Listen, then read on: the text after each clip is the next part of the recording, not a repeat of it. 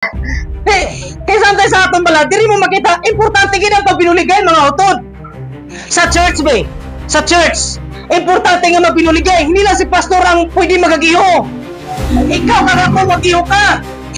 Tama? Hindi man pwede si pastor na puro nagagiho, ikaw ang malagiho. Ikaw kagako pwedeng magiho. Importante.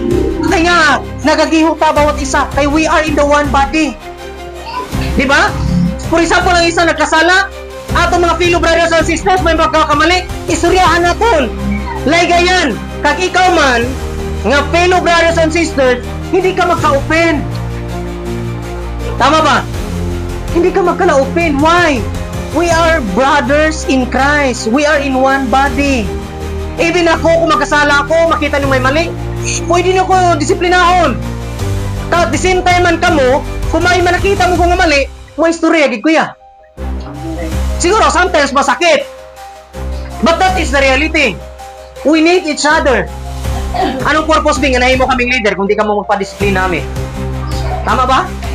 Anong purpose ay? For example, ang pagiging Kristohanon, pareha lang isa ka pamilya. Sa tod lang, we are in one family. Anong pulos ba? Ngara si nanay, tapos mga kabataan, di magpati siya. O, anong pulos? Ngari kami, tapos maghambal kami, di ka mo magpati. Gets niyo?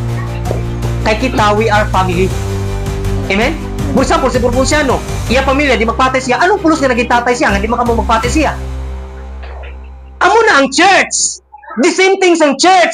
May ginabutang nga kumbaga leader or para magsubmita. Para magdisiplina sa aton.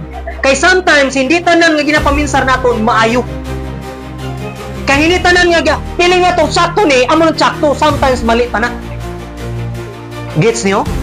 Hindi tanan nga sakto sa paminsar mo, sakto. Sa mata sang Diyos din na sakto.